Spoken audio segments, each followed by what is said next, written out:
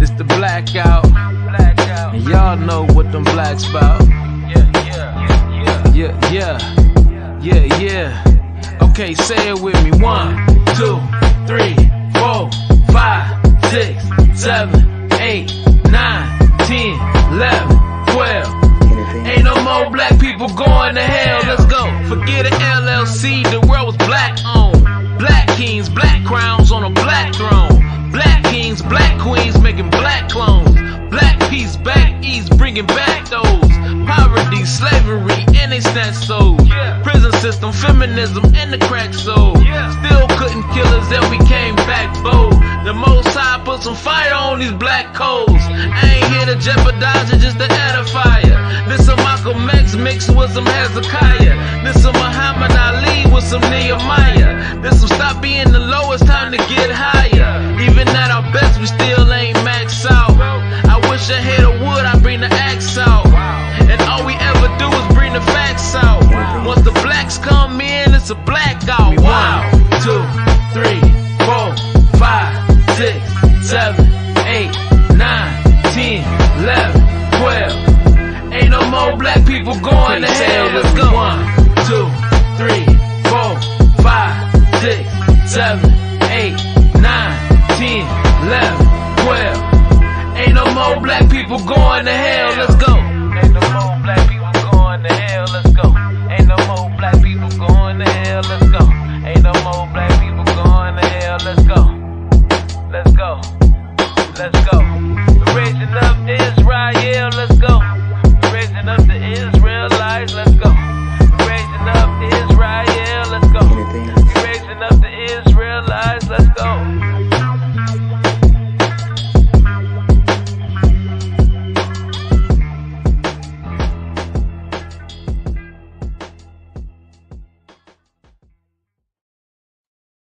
Shalom, shalom, shalom, Yisrael. Thank y'all for joining and rocking with us today. For those of y'all that we were not able to get in touch with over the Shabbat, I say a post-Shabbat shalom. As y'all see, I got my brother in the building with us. I also got the wifey. I know she ain't going to want to say nothing. Let me remove her real quick. She in the backstage. All right, what's going on, y'all, Nakota? Yo, shalom, shalom. Everything good? How you doing? Same old, same old. All right, so without further ado, I know the large amount of the audience is at work or doing something since it's the middle of the day, and we don't usually have a show like this early in the morning. So we're going to go ahead and jump right in. Leviticus chapter 11. All right. And Yahuwah spoke unto Moshe and to Aaron, saying unto them, Speak unto the children of Yasharel, saying, These are the beasts which ye shall eat among all the beasts that are on the earth. Oh, shit. First thing smoking this morning. We talking about what we can eat and what we can't eat. For those of y'all that think that meat is murder, y'all getting ready to be pissed off today. And it's going to be all right. We're going to get through this. All right. Verse 3. Whatsoever parts the hoof and is cloven-footed and chews the cud among the beasts, that shall ye eat. Nevertheless, these shall ye not eat of them that chew the cud, or of them that divide the hoof as the camel, because he chews the cud, but divides not the hoof. He is unclean unto you. Verse 5. And the coney, because he chews the cud, but divides not the hoof. He is unclean to you. And the hare, because he chews the cud, but divides not the hoof, he is unclean unto you. And the swine, though he divide the hoof and be cloven-footed, yet he chews not the cud, he is unclean unto you. Verse 8. Of their flesh shall ye not eat, and their carcass shall ye not touch. They are unclean to you. These shall ye eat of all that are in the waters, whatsoever has fins and scales in the waters, in the seas, and in the rivers, them shall ye eat. And all that have not fins and scales in the seas and in the rivers, and of all that move in the water, and of any living thing which is in the waters, they shall be an abomination unto you. Shrimp, just say a couple other things. Verse 11. They shall be even an abomination unto you. Ye shall not eat of their flesh, but ye shall have their carcasses an abomination. Whatsoever has no fins nor scales in the waters, that shall be an abomination unto you. You see how many times they are repeating this? You see this? How many times are they repeating this? I count 3 so far. Verse 13. And these are they which ye shall have an abomination among the fowls. They shall not be eaten. They are an abomination. The eagle, and the ostrich, and the osprey, and the vulture, and the kite after his kind, every raven after his kind, and the owl, and the nighthawk, and the cuckoo, and the hawk after his kind, and the little owl, and the cormorant, and the great owl. Verse 18.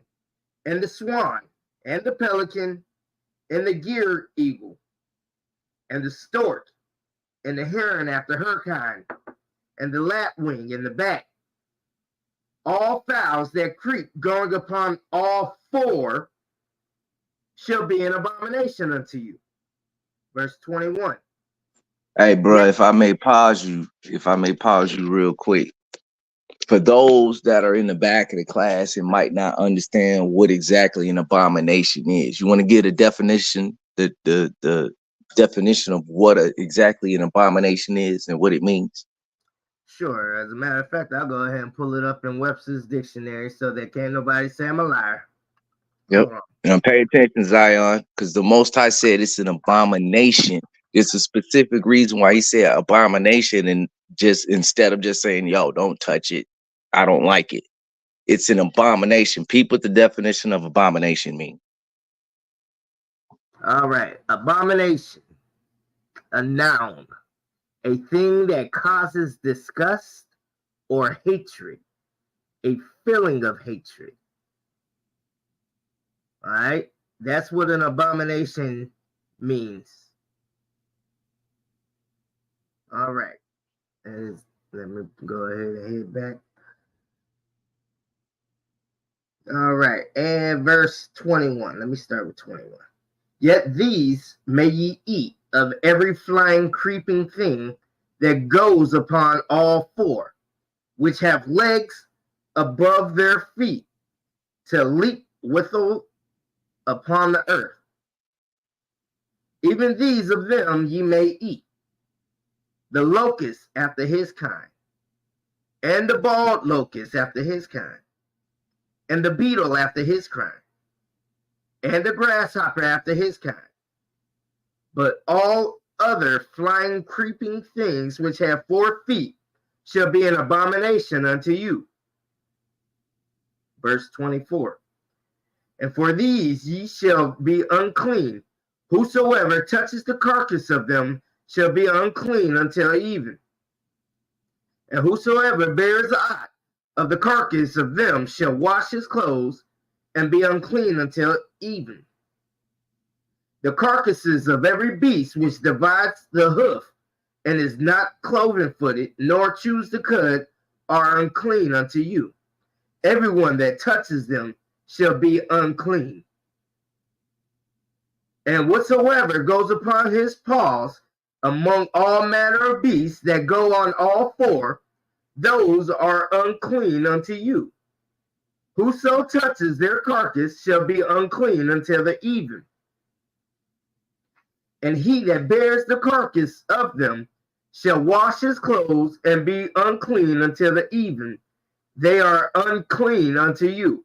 Again, with the repetition to let you know and beat it into your hard-headed ass head what we can and cannot have. Verse 29.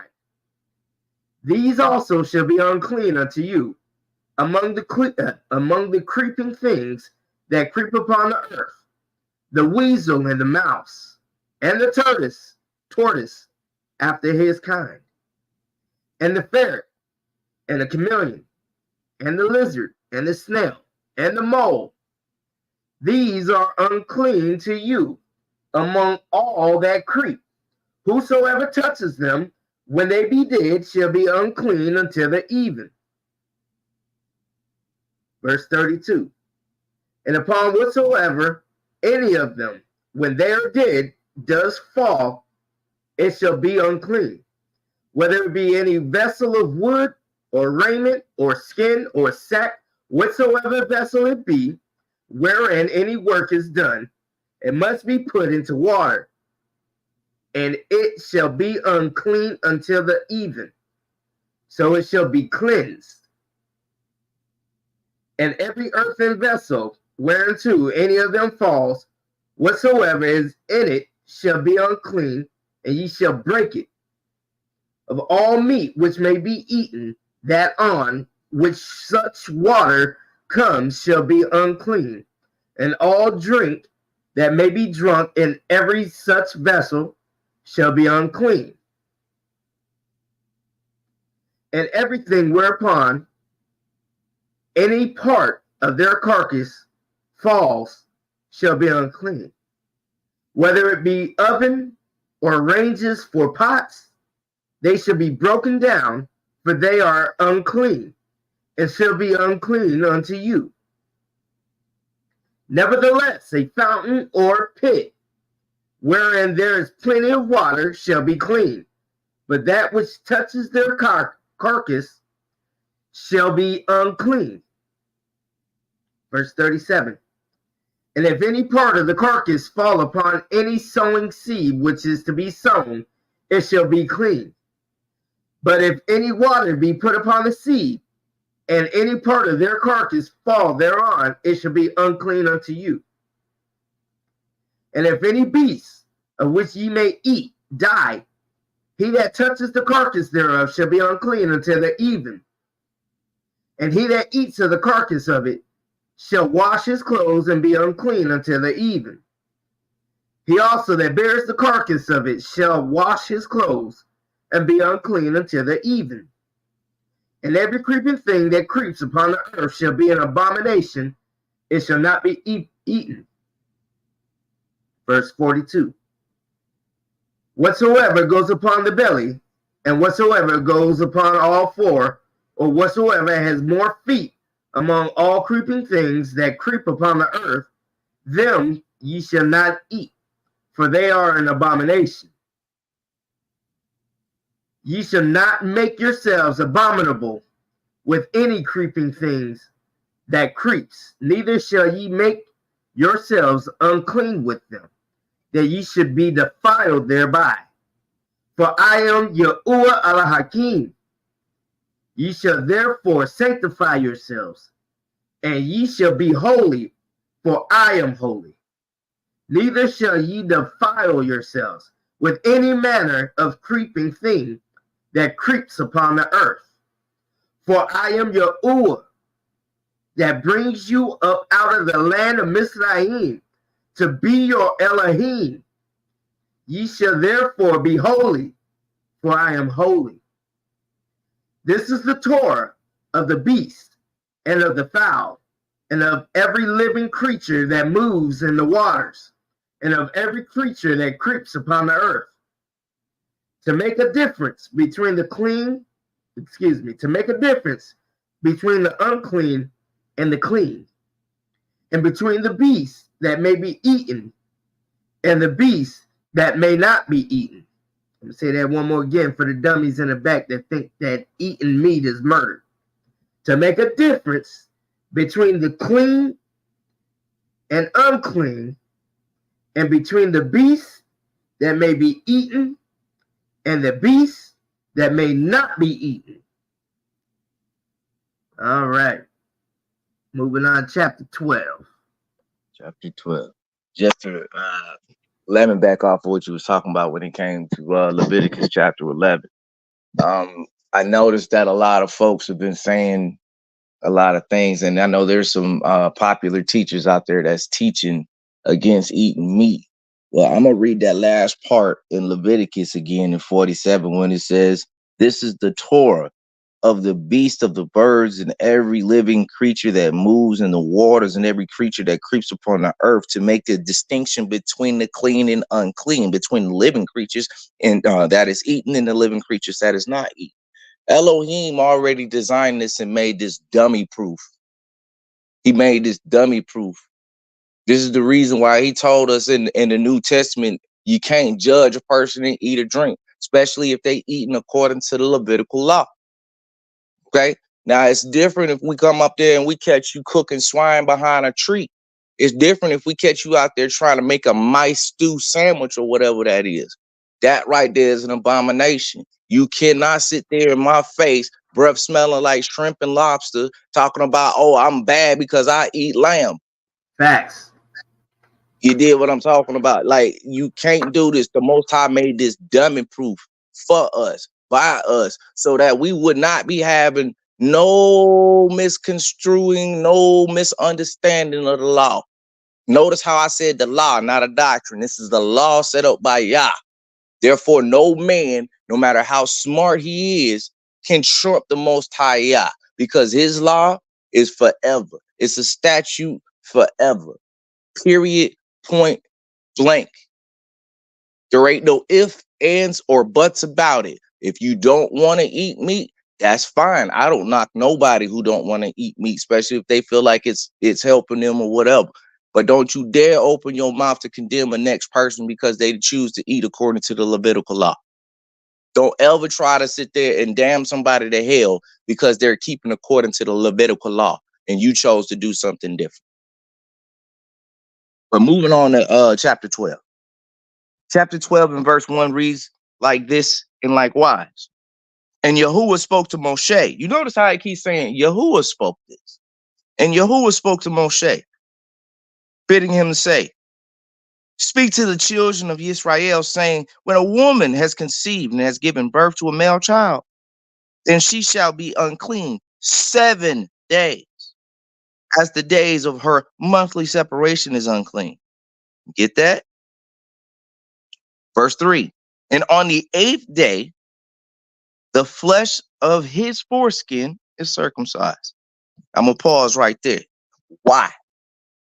Because that is a sign between the Almighty Yah and Abraham and Abraham's descendants unto forever. The Most High made sure right there in verse 4 that the Israelites knew this is my covenant between me and your ancestor, me and you. So every male child, if you running around and you a male child and you of the house of Israel and you not circumcised, I'm sorry, but you a violation of the law. You in violation of the law. Now, am I saying circumcision of the foreskin is gonna get you into heaven or it's gonna save your life and all of that? No, I'm not saying that at all. But what I am saying is that if you're not doing it, then how does the Most High know that he has a covenant with you? The Most High gave us signs to remind him of the covenant, just like the rainbow in the sky. Circumcision is the same way. Continuing. Verse 4. And she remains in the blood of her cleansing 33 days. 33 days. And she does not touch whatever is holy. And she does not come into the mikdash or the mikdash until the days of her cleansing are complete. Why? Because she's still unclean. But if she gives birth to a female child, then she shall be unclean for 2 weeks, as in her monthly separation, and she remains in the blood of her cleansing for 66 days. And when, notice how I didn't say nothing about the females being circumcised, right? Anyway, verse 6. And when the days of her cleansing are completed, for a son or for a daughter, she brings to the Cohen a lamb of a year old, and as a burnt offering, and a young pigeon or turtle dove as a sin offering to the door of the tent of appointment. And he shall bring it before Yahuwah and make an atonement for her, and she shall be cleansed from the flow of her blood. This is the Torah. This is the Torah for her who has given birth to a male or female. Now, ain't this crazy? Even the Most High know that there ain't multiple genders. It ain't but two. What the Most High said, male or female. All this extra stuff, all this extra adding on, and all that is of Ha Satan. Period. Point blank. Ain't but two. And he established that at the birth. It says the Torah for her who has given birth to either a male or a female. And if she is not able to bring a lamb, then she shall bring 2 turtle doves or 2 young pigeons, one as a burnt offering and the other as a sin offering. And the Cohen shall make atonement for her, and she shall be clean. Boy, that was a quick chapter. Yeah, it was, but it was hard hitting, wasn't it? Yeah, it is. That's why I love the book of Leviticus. All right, continuing on to chapter 13, family. Verse 1.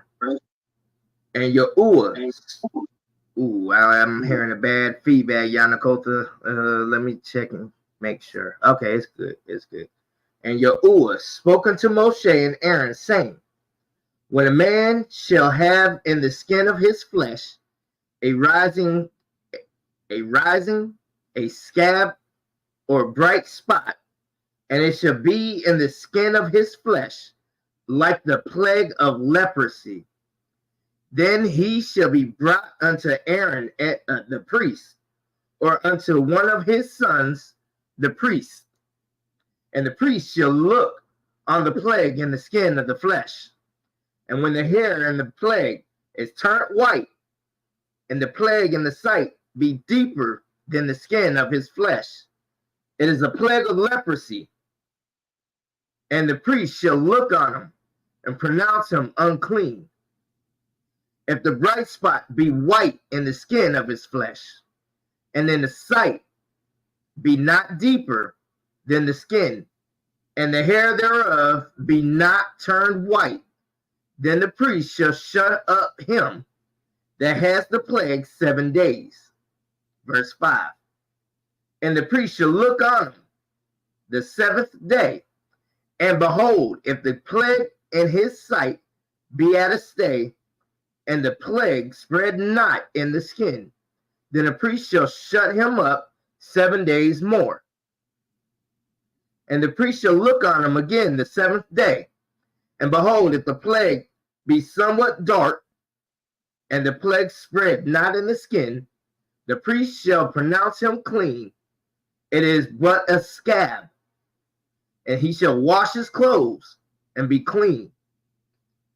But if the scab spread much abroad in the skin, after that he has been seen of the priest for his cleansing, he shall be seen of the priest again.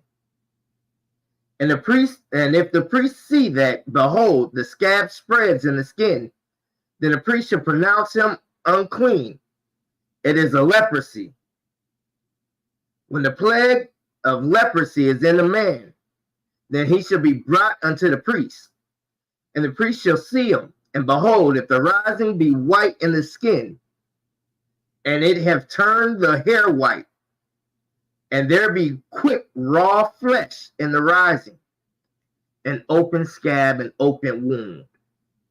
For those of y'all that don't know what raw flesh is. Verse 11.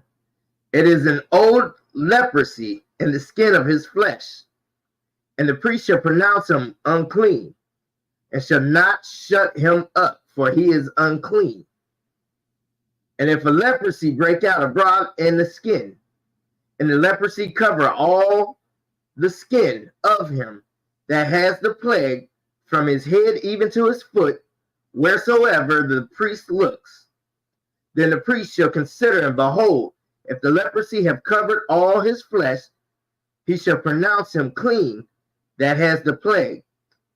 It is all turned white, he is clean. But when raw flesh appears in him, he shall be unclean. Verse 15.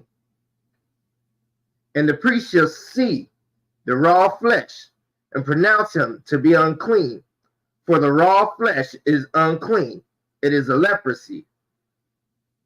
Or if the raw flesh turn again, and be changed into white, he shall come unto the priest. And the priest shall see him, and behold, if the plague be turned into white, then the priest shall pronounce him clean that has the plague. He is clean. Verse 18. The flesh also, in which even in the skin thereof was a boil, and is healed. And in the place of the boil there be a white rising, or a bright spot, white and somewhat reddish, and it be showed to the priest. And if the priest sees it, behold, it be in sight lower than the skin, and the hair thereof be turned white, the priest shall pronounce him unclean. It is a plague of leprosy broken out of the boil. Verse 21. But if the priest look on it, and behold, there be no white hairs therein, and if it be not lower than the skin, but be somewhat dark, then the priest shall shut him up 7 days. And if it spread much abroad in the skin, then a priest shall pronounce him unclean. It is a plague. But if the bright spot stay in his place and spread not, it is a burning boil, and the priest shall pronounce him clean. Or if there be any flesh in the skin whereof there is a hot burning, and the quick flesh that burns have a white bright spot, somewhat reddish or white. Verse 25. Then the priest shall look upon it, and behold, if the hair and the bright spot be turned white, and it be in sight deeper than the skin, it is a leprosy broken out of the burning. Wherefore the priest shall pronounce him unclean. It is the plague of leprosy. But if the priest look on it, and behold, there be no white hair in the bright spot, and it be no lower than the other skin, but be somewhat dark, then the priest shall shut him up 7 days. And the priest shall look upon him the 7th day, and if it be spread much abroad in the skin, then the priest shall pronounce him unclean. It is the plague of leprosy. Verse 28. And if the bright spot stay in his place, and spread not in the skin, but it be somewhat dark, it is a rising of the burning, and the priest shall pronounce him clean, for it is an inflammation of the burning.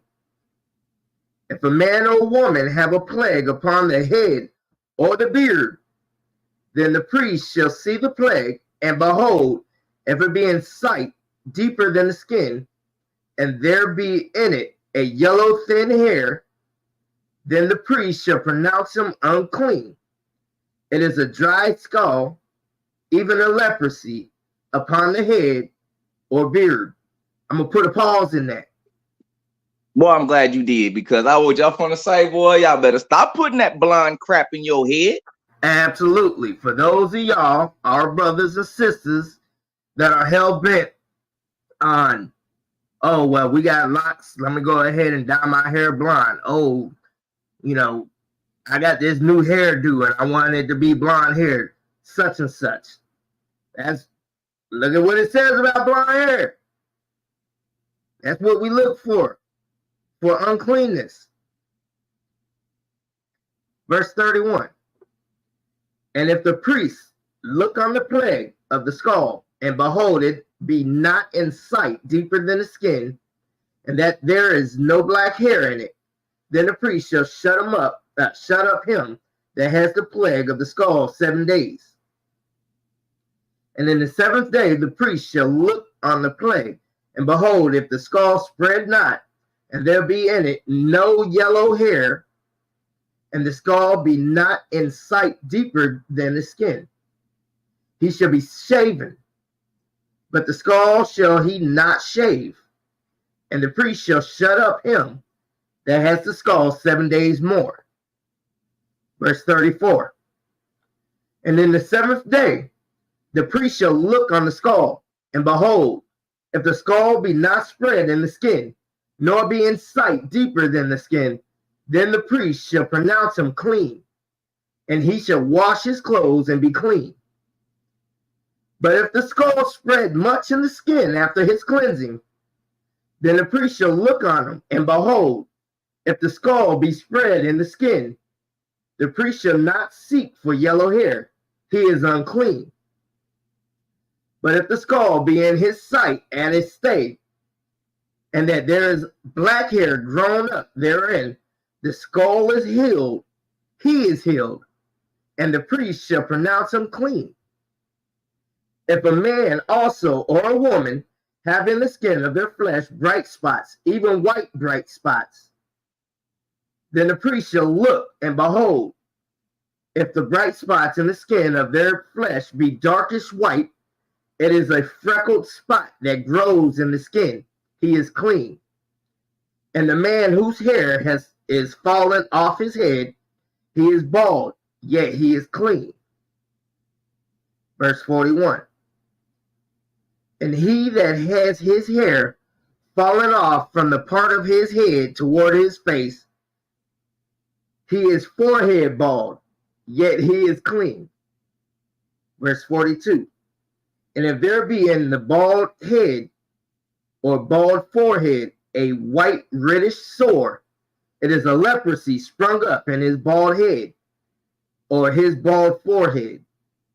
Then the priest shall look upon it, and behold, if the rising of the sore be white reddish in his bald head or in his bald forehead, as the leprosy appears in the skin of the flesh, he is a leprous man, he is unclean. The priest shall pronounce him utterly unclean. His plague is in his head. And the leper in whom the plague is, his clothes shall be rent, and his head bare, and he shall put a covering upon his upper lip, and shall cry, unclean, unclean. Verse 46. All the days wherein the plague shall be in him, he shall be defiled. He is unclean. He shall dwell alone. Without the camp shall his habitation be. The garment also that the plague of leprosy is in, whether it be a woolen garment or a linen garment, whether it be in the warp or woof of linen or of woolen, whether in a skin or in anything made of skin. Verse 49. And if the plague be greenish or reddish in the garment or in the skin, either in the warp or in the woof or in anything of skin, it is a plague of leprosy, and shall be showed unto the priest.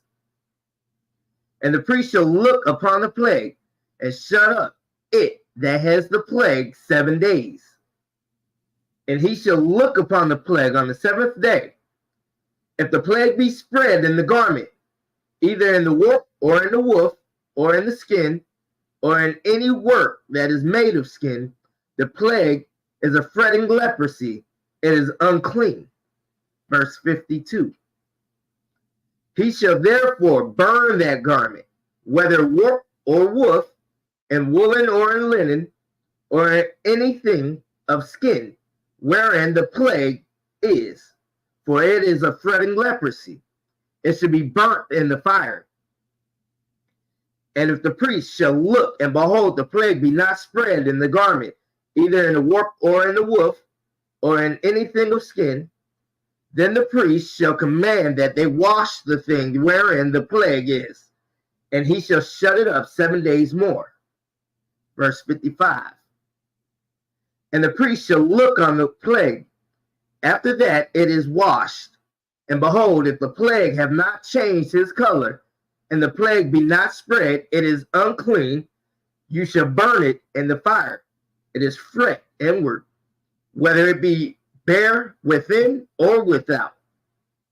And if the priest look, and behold, the plague be somewhat dark after the washing of it, then he shall rend it out of the garment, or out of the skin, or out of the warp, or out of the woof.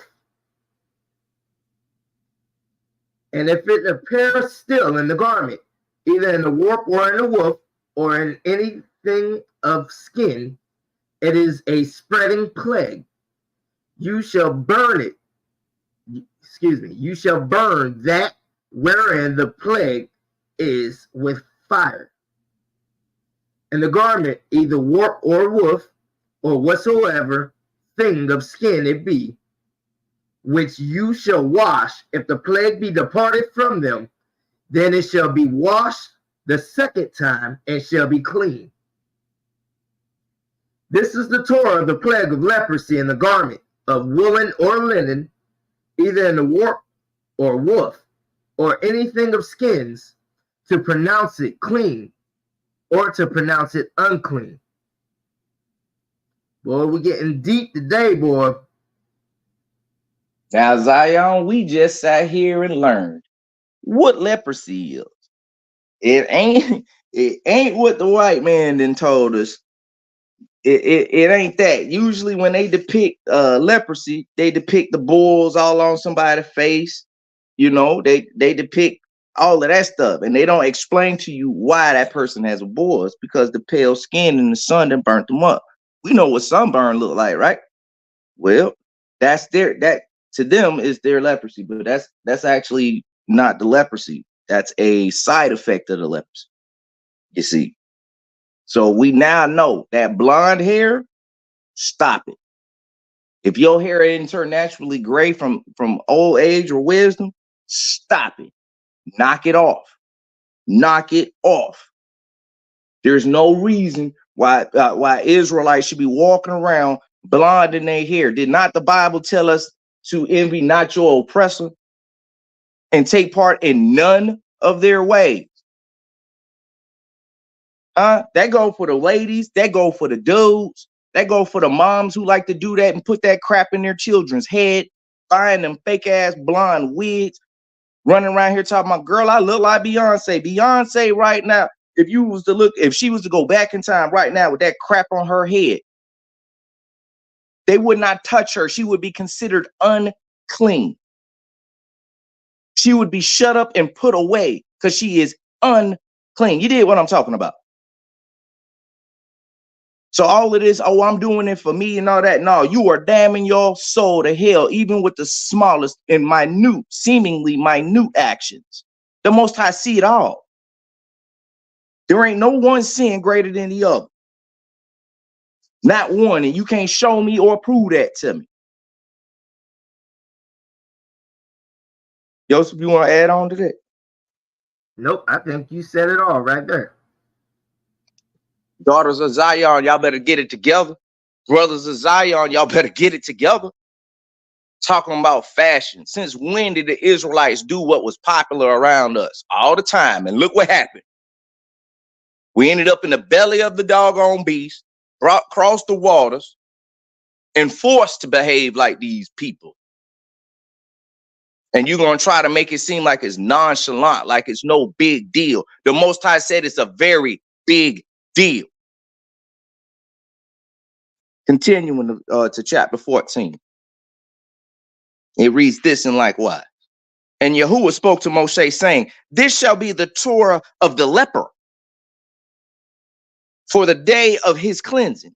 And he shall be brought to the Cohen. And the Cohen shall go out of the camp. Right? out of the camp, and the Cohen shall look and see if the leprosy has healed in the leper. Then the Cohen shall command that he take for him who is to be cleansed 2 live clean birds and cedar wood, scarlet, and hyssop. And the Cohen shall command, and he shall kill one of the birds in the earthen vessel overrunning water. And let him take a live bird and a cedar wood and the scarlet and the hyssop and dip them in the live bird in the blood of the bird that was slain over the running water. And he shall sprinkle it 7 times on him who is to be cleansed from the leprosy and shall be pronounced clean. And he shall let live the bird loose in the open field.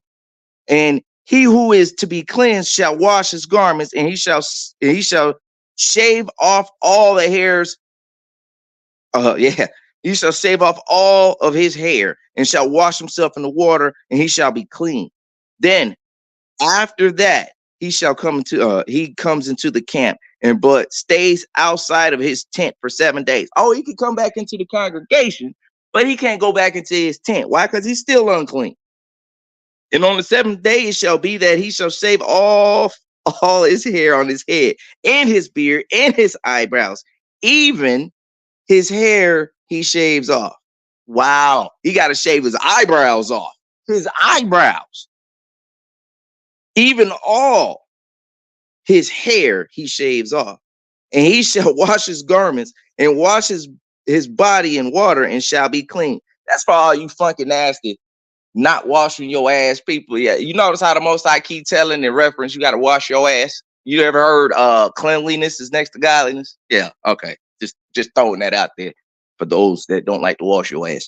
Anyway, and on the 8th day he shall take 2 male lambs, perfect ones, 1 ewe lamb of a year old, a perfect one, and 3/10 part of fine flour mixed with oil as a grain offering, 1 log of oil. And the Cohen who is cleansing shall present the man who is to be cleansed with these before Yahuwah at the door of the tent of appointment. And the Cohen shall take 1 male lamb and bring it as a guilt offering, the log of oil, and wave them as a wave offering before Yahuwah. And he shall slaughter the lamb in the place where he slaughters the sin offering and burnt offering in the Kodesh place. For the guilt offering, like the sin offering, belongs to the Cohen.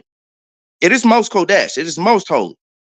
And the Cohen shall take some of the blood of the guilt offering, and the Cohen shall put it on the tip of the right ear of him who is to be cleansed, and the thumb of his right hand, and on the big toe of his right foot. We just read this a couple of chapters ago when Moshe told Aharon how to do all of this. And the Cohen shall take some of the log of the oil and pour it into his palm of his own left hand. And the Cohen shall dip his right finger into the oil that is in his left hand, and shall sprinkle the oil with his finger 7 times before Yahuwah. And the rest of the oil in his hand, the Cohen puts some on the tip of the right ear of him who is to be cleansed, and on the thumb of his right hand, and on the big toe of his right foot, on the blood of the guilt offering. And the rest of the oil that is in Cohen's hand, he puts on the head of him who is to be cleansed. And the Cohen shall make an atonement before Yahuwah. And the Cohen shall make a sin offering and make an atonement for him who is to be cleansed for his uncleanness. Afterwards, he slaughters the burnt offering. And Cohen shall offer the burnt offering and the grain offering on the altar. And the Cohen shall make an atonement for him, and he shall be clean. But if he is poor and is unable to afford it, then he shall take 1 male lamb as a guilt offering to be waved, to make an atonement for him, and 1/10 part of fine flour mixed with oil as a grain offering, and a log of oil, and 2 turtle doves, and 2 young pigeons, such as he is able to afford. And one shall be a sin offering, and the other shall be a burnt offering. And he shall bring them to the Cohen on the 8th day for his cleansing, to the door of the tent of appointment before Yahuwah. And the Cohen shall take the lamb of the guilt offering, and the log of the oil, and the Kohen shall wave them as a wave offering before Yahuwah. And he shall slaughter the lamb of the guilt offering, and the Kohen shall take some of the blood of the guilt offering and put it on the tip of the right ear of him who is to be cleansed, and on the thumb of his right hand, and on the big toe of his right foot. Then the Kohen pours some of the oil into the palm of his own left hand. Now, mind you, it sounds like I just read this, right? It's because he's supposed to do this. Is how you do a guilt offering. And the Kohen shall sprinkle with his right finger some of the oil that is left in his hand 7 times before Yahuwah. And the Kohen shall put some of the oil that is in his hand on the tip of the right ear of him who is to be cleansed, and on the thumb of his right hand, and on the big toe of his right foot, on the place of the blood of the guilt offering. And the rest of the oil that is in the Kohen's hand he puts on the head of him who is to be cleansed, to make an atonement for him before Yahuwah. And he shall prepare one of the turtle doves or young pigeons, such as he is able to afford, that which he is able to afford, one as a sin offering, the other as a burnt offering, with the grain offering. And the Kohen shall make an atonement for him who is to be cleansed before Yahuwah. And the Torah, this is the Torah for one who has an infection of leprosy, who is unable to afford the cleansing. Whew. So if you end up getting leprosy and you're not able to afford the things to make your basically, if you poor and you can't afford your offerings, this is how it's gonna help you out. This is what it say when you're too poor.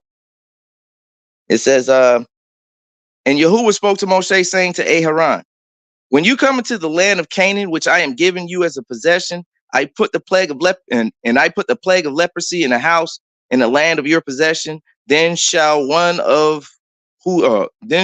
one who owns the house come and inform the Kohen, saying, it seems to me that there is some plague in the house. And the Kohen shall command, and they shall empty the house before the Kohen, go in and to look at the plague, so that all that is in the house is not made unclean after the Kohen goes in and look.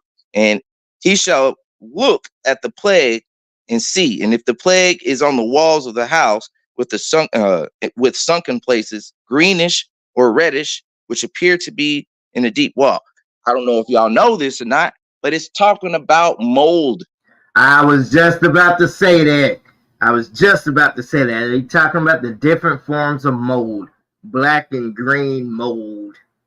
Yeah. Which we all know is no bueno. Okay, so verse 38, and then the Kohen shall go out of the house to the door of the house and shut up the house for 7 days.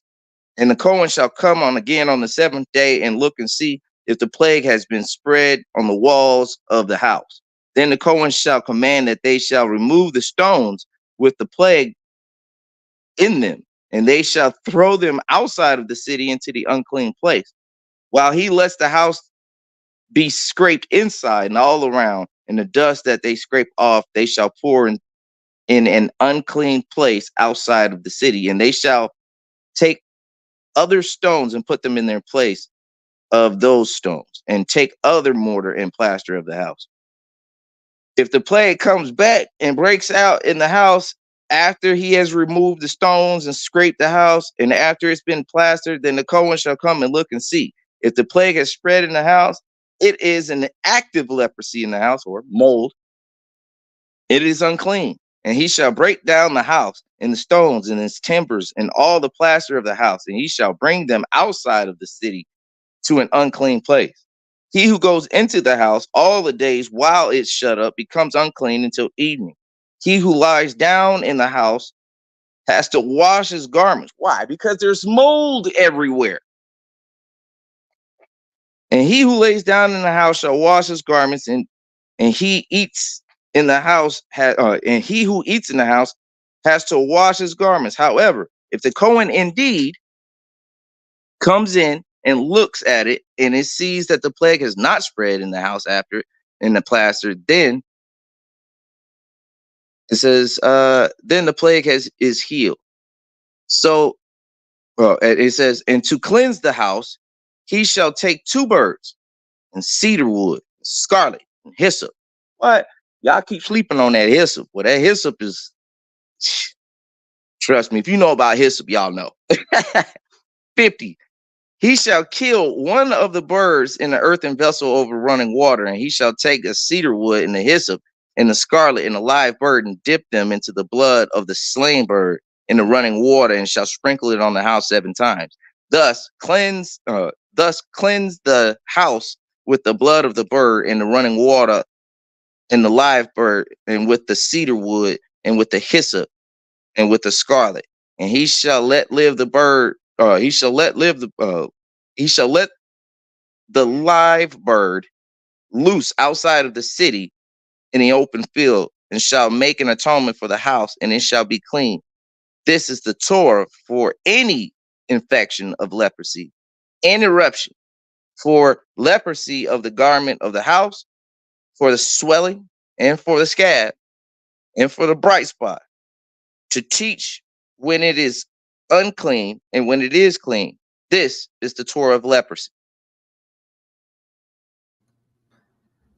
Now I'm gonna put a real pause right now before we get into this final chapter.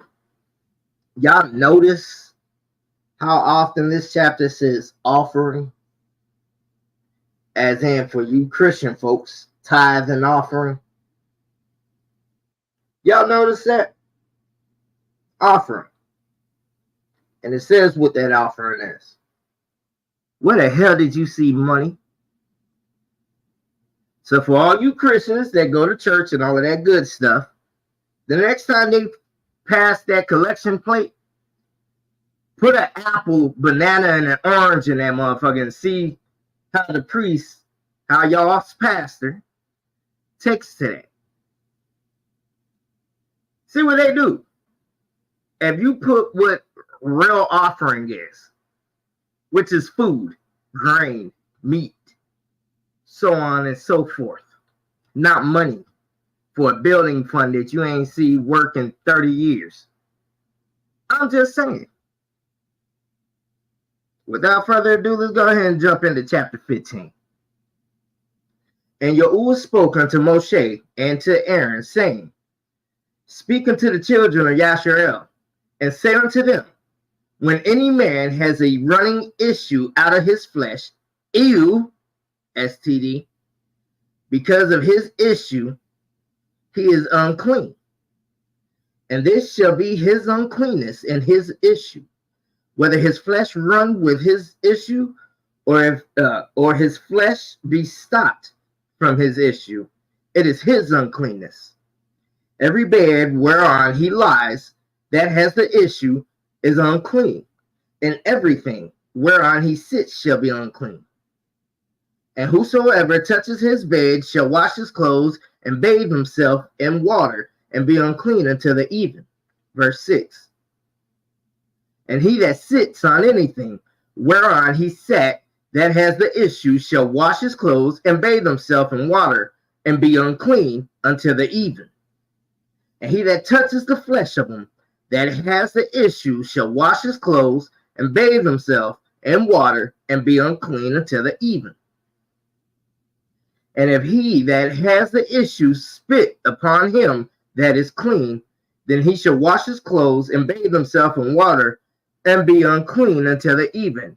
I'm really hoping he gets the chance to whoop that ass before he has to do that. You're already unclean, but to spit on me, homie, you gotta catch these hands. Verse 9. And what saddle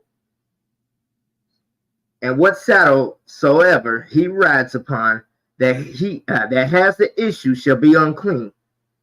And whosoever touches anything that was under him shall be unclean until the even. And he that bears any of those things shall wash his clothes and bathe himself in water, and be unclean until the even. Verse 11. And whosoever he touches that has the issue, and has not rinsed his hands in water, he shall wash his clothes and bathe himself in water, and be unclean until the even. And the vessel of earth that he touches, which has the issue, shall be broken, and every vessel of wood shall be rinsed in water.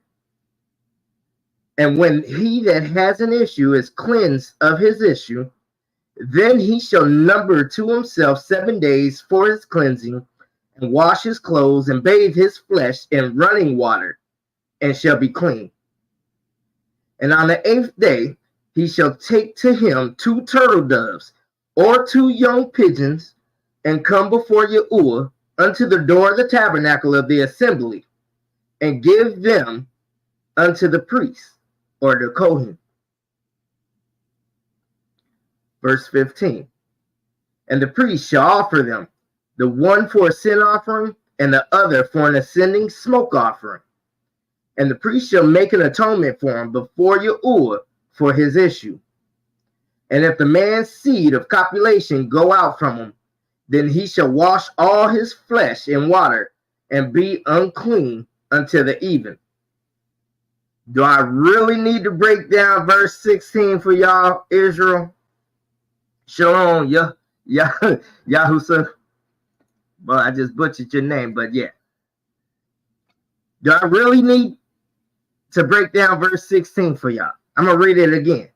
And if any man's seed of copulation go out from him, then he shall wash all his flesh in water, and be unclean until the even.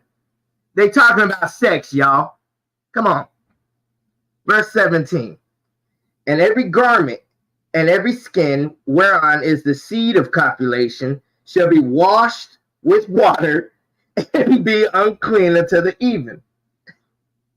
Sorry, I couldn't help but to hiccup a little bit and laugh a little bit with verse 17. Let me go ahead and read this again. And every garment and every skin whereon is the seed of copulation shall be washed with water, and be unclean until the even. Verse 18. The woman also with whom man shall lie with seed of copulations, they shall both bathe themselves in water, and be unclean until the even. So I guess it's just naturally part of our culture of what we do nowadays. Unless, you one of them nasties and you just lay around in it afterwards. That's your little nasty asses. You see what the scriptures say. When you get finished, get your ass up, get in that shower, and wash up. Nasty. All right. Verse 19. And if a woman have an issue, and her issue in her flesh be blood, she shall be put apart 7 days. And whosoever touches her shall be unclean until the even. And everything that she lies upon in her separation shall be unclean. Everything also that she sits upon shall be unclean. And whosoever touches her bed shall wash his clothes, and bathe themselves in water, and be unclean until the even. Verse 22. And whosoever touches anything that she sat upon shall wash his clothes, and bathe himself in water, and be unclean until the even. And if it be on her bed, or on anything whereon she sits, when he touches it, he shall be unclean until the even. When that flows a little bit heavier than she expected, and it ran through a little bit. That rub off. Verse 24. And if any man lie with her at all, and her flowers be upon him, nasty, he shall be unclean 7 days, and all the bed whereon he lies shall be unclean. So, if you decide to lie with your woman during her issue, you got to partake in her separation, homie. You unclean. Wow. Verse 25. And if a woman have an issue of her blood many days out of the time of her separation, or if it run beyond the time of her separation, all the days of the issue of her uncleanness shall be as the days of her separation. She shall be unclean. Every bed whereon she lies all the days of her issue shall be unto her as the bed of her separation. And whatsoever she sits upon shall be unclean. as the uncleanness of her separation. And whosoever touches those things shall be unclean, and shall wash his clothes and bathe himself in water, and be unclean until the even. But if she be cleansed of her issue, and she shall number to herself 7 days, and after that she shall be clean. And on the 8th day she shall take unto her take unto her 2 turtles or 2 young pigeons, and bring them unto the priest to the door of the tabernacle of the assemblies. And the priest shall offer the one for a sin offering, and the other for an ascending smoke offering. And the priest shall make an atonement for her before Yahuwah for the issue of her uncleanness. I'm going to put a pause right there, because a lot of sisters, tend to ask me, well, why would it be a sin offering? Well, for the same reason why you got to do a sin offering for the birth. We are born into sin due to the fall of man. That makes sense to anybody? All of that is unholy. We ourselves have been defiled due to the fall. No matter how well we get right now, no matter how close we get back to Yah right now, we still can't get to where we were originally intended to be until the Most High comes back and everything is made right again. Then he will give us our metaphysical bodies back, the bodies that Adam and Eve had. Just saying. Verse 31. Thus shall ye separate the children of Yasharel from their uncleanness, that they die not in their uncleanness, when they defile my tabernacle that is among them. This is the Torah of him that has an issue, and of him whose seed goes from him, and is defiled therewith, and of her that is sick of her flowers, and of him that has an issue of the man and of the woman sex, and of him that lies with her that is unclean. Nasty sex. All right, Yasharel. Thank y'all for rocking with us this morning. It's been a very interesting study, to say the least. I guarantee you, most of y'all did not know that it went this in depth with what we were supposed to do in our daily lives, to include what we're supposed to do in regards to sex and thereafter. Talks about all of it. It is literally a step-by-step guide as to how we are supposed to be, how we are supposed to live, how we are supposed to walk to set ourselves apart. You feel me? Again, thank y'all for rocking with us. That was the last chapter of the morning. Again, we have multiple things that's still in the works that is coming out. We have a brother who will be putting out a cartoon series, our very first cartoon series, our own. I can't wait for it to come out. I've seen the pictures. I've seen some of the dialogue. It's going to be amazing. That thing, hey, it goes hard. It took me back to my childhood a little bit. I can't even front. If you are looking for more edification, if you're looking for more information, we have that. By all means, yes, we continue to do the Walk Through the Scriptures, Sword and Spear series every week. We will always do that. Once the cartoon series gets started, we will have weekly weekly episodes.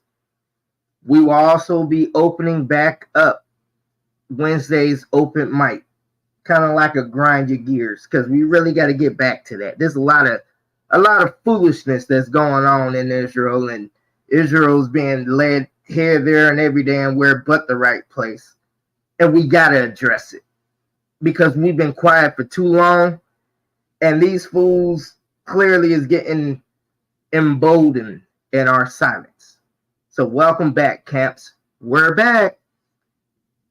If you're looking for more information, you can go to playlists or podcasts right here on this channel, The Every Nation. We have The Negro Slave, which is chock full of quote-unquote African-American history. We have regular Black histories that's also on there as a podcast as well. You can go to our sister Hadassah with the Hidden Ones channel. She's doing amazing things out that way. Our brother Ak Kadar with Resurrecting the Truth. He's doing awesome things out there. Neftali with her new school of thought is doing wonderful things. There is information out here to where if you are out here looking and you keep coming across those purple people eaters, you can go ahead and skip past and get information that's not tethered to a doctrine. It's all out there. Yanakota, who I'm missing? As always, a shout out to if y'all want to check out Negro Onlys, y'all can check. I think he already said that. Ibri, all of them, all our brothers and sisters is actually coming together and doing some things, and we need to support each other in this time, I mean, if and regardless of our differences, like regardless of that, we still the children of Zion and we need to act like it. We need to act like we love each other. Because I see a lot of contention amongst each other, but I don't see really too many people showing any love to each other. When you're not yelling and screaming at each other, you're not speaking at all. And I'm like, we got to get past that because we family and we all we got. You see in Psalms 83 where our enemies conspired against us. And we also see throughout the last 1,500 years, they've put an institution before us that cause us to hate ourselves. I think we need to take a moment to break off these generational curses and fill each other with love, fill each other with respect toward one another, and place all these things before and all of these matters before Almighty Abba Yah. He is our Elohim. He's the one that can cause us to come together. He is what's going to cause us to come together. But first, we have to seek his faith and stop worrying about what the next person believes. None of that has anything to do with your salvation. The Most High said, get your house in order first, then worry about the rest. So with that, I'm going to close out in the Hebrew by saying, Baruch atah Yahuwah Eloheinu, Baruch atah Yahshua HaMashiach, Baruch haba b'Hashem Adonai, Selah, Hallel Yahuwah. And what I just said there was, blessings be to Yahuwah, the one Elohim. Blessings be to Yeshua the Messiah. Blessed is he who comes in the name of the Most High. With that, one love, fam. Most deaf. I'll leave you guys with Shema Yasharel, Yahuwah Eloheinu, Yahuwah Echad, Ahafta, Yahuwah Elahakah, Kole, Le'evaka, Kole, Neveshka, Beko, Miatka, Behaberaka, Raka, Kamuka, Baruch atah Yahuwah Eloheinu, Melech ha'olam, Asher natan lanu, Nitzka amat harat. Hear now and do, Yasharel. Yahuwah our Elohim. Yahuwah is one. And you shall love Yahuwah your Elohim with all your heart, and with all your soul, and with all yourself. And you shall love your neighbor as yourself. Blessed are you, Yahuwah our Elohim, King of all time, for giving us victory over evil. I say shalom to you, my brothers and sisters, Yisrael, that spread worldwide. We love y'all. Until next time, be easy, keep your head up, and stay strong. We love y'all. Yeah, it's the blackout. And y'all know what them blacks about. Yeah. Okay, say it with me. 1, 2, 3, 4, 5, 6, 7, 8, 9, 10, 11, 12. Ain't no more black people going to hell. Let's go. Forget an LLC. The world was black owned. Black kings, black crowns on a black throne. Black kings, black queens making black clones. Black peace back east, bringing back those. Poverty, slavery, and they snatch souls. Prison system, feminism, and the crack soul. Still couldn't kill us, then we came back bold. The Most High put some fire on these black coals. I ain't here to jeopardize it, just to edify ya. This a Malcolm X mixed with some Hezekiah. This a Muhammad Ali with some Nehemiah. This some stop being the lowest, time to get higher. Even at our best, we still ain't maxed out. I wish I had a wood, I'd bring the axe out. And all we ever do is bring the facts out. Once the blacks come in, it's a blackout. 1, 2, 3, 4, 5, 6, 7, 8, 9, 10, 11, 12. Ain't no more black people going to hell. Let's go. 1, 2, 3, 4, 5, 6, 7, 8, 9, 10, 11, 12. Ain't no more black people going to hell. Let's go. Ain't no more black people going to hell. Let's go. Ain't no more black people going to hell. Let's go. Ain't no more black people going to hell. Let's go. Let's go. Let's go. The raising up Israel. Let's go. The raising up the Israelites. Let's go.